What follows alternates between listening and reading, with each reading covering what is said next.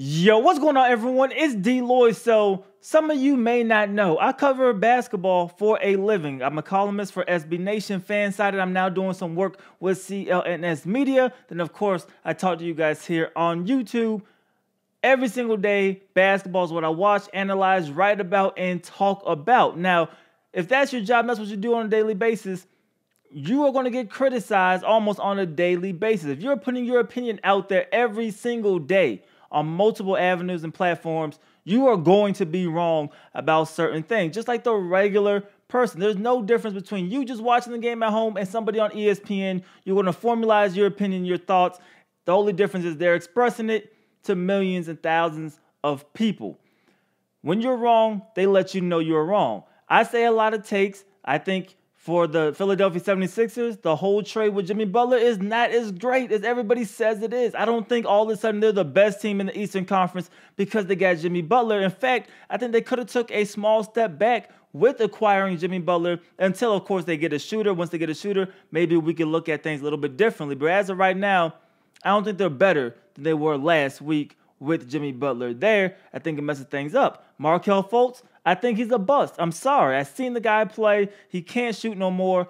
I just saying it in front of a whole bunch of people, and now people are always going to be down my throat. For Brandon Ingram, I say he will be a borderline all-star type of player, but I think that's his ceiling. I don't think he's the next Kevin Durant. I don't think he's the next LeBron James. I think he's a good player, but I don't never think he'll reach that superstar level. So when I get those things wrong, or if I'm right, you know, people are going to criticize what I say. But one thing I did say that was right was this whole Carmelo Anthony situation. When you go back and look at the videos and look back at some of my articles that I wrote, when the Houston Rockets, even before they got Carmelo Anthony, and we knew it was a foregone conclusion that they were interested, they were going to do it, they were laying down the groundwork, they got rid of Trevor Ariza, got rid of Luke Mbah-a-Moute, let both of them go.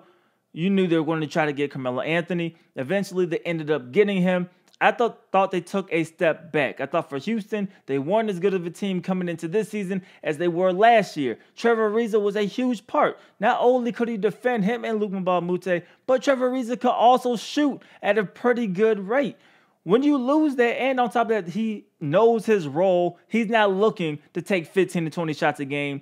He knows his role. He's okay with it. Luke Mbah-a-Moute, he was perfectly fine with his role. When you lose some of those players, it can mess with chemistry a little bit, and sometimes it can make your team a little bit worse. This isn't 2K where as long as you have the best players, you're going to be fine. There is chemistry. There is learning to play with one another that does have to take place that sometimes people often overlook.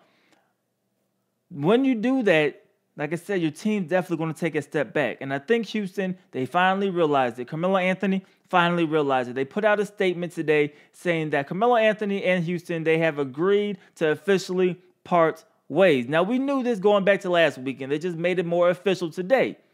But one key thing that you want to note is that they are agreeing to part ways. As of right now, Carmelo Anthony is still a member of the Houston Rockets. And why am I bringing that up is because I'm not sure what they're going to do with Melo.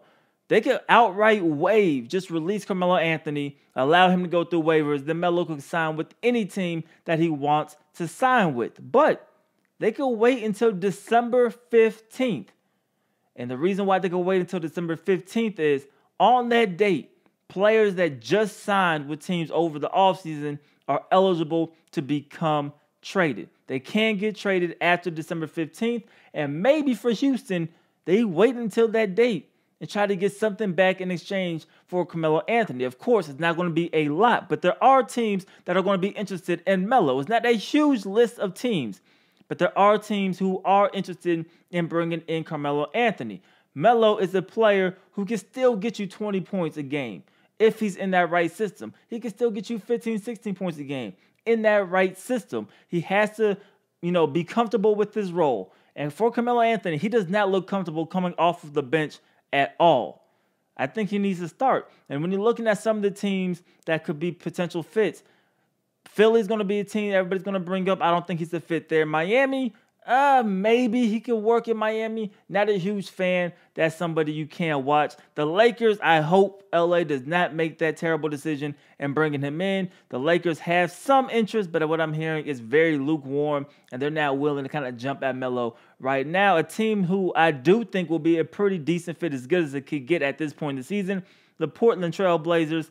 I think he could definitely help out that team. I think the culture there, I think the scheme there could fit Carmelo Anthony a little bit. And I think that will probably be his best potential spot to land, a team that's competitive, a team that will make the playoffs. He could maybe make them a little bit better. Of course, you're not taking them over the top, but I think that's the best fit logically at this point for Carmelo Anthony. So they agreed to part ways. Of course, we got the PR statement saying that Carmelo Anthony, he was a perfect player. He came, he did everything we asked of him. He accepted every single role. We just couldn't fit right now, and we're doing the right thing by deciding to part ways with him instead of, humiliating him and having him on the bench. A very PR statement there, but of course we knew there was a real possibility this thing could not work. We didn't know it would just be after 10 games. We thought he would at least play the entire season, so definitely ended a lot earlier than at least I expected it to.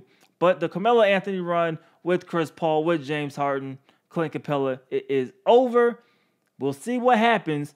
I think they very well could wait until December 15th and try to trade him. Hopefully, they release him and allow Melo to sign with any team he pleases to sign with. But you guys let me know, what do you think will happen in the comment section below? Do you think they will trade Carmelo Anthony after December 15th? Do you think they'll release him beforehand? And also, let me know, who do you think is the best fit for Carmelo Anthony? Where do you think he'll flourish at, if anywhere at all? Let me know how you guys feel about that in the comment section below. It's your boy DLloyd. I'm going to see y'all next time. Peace.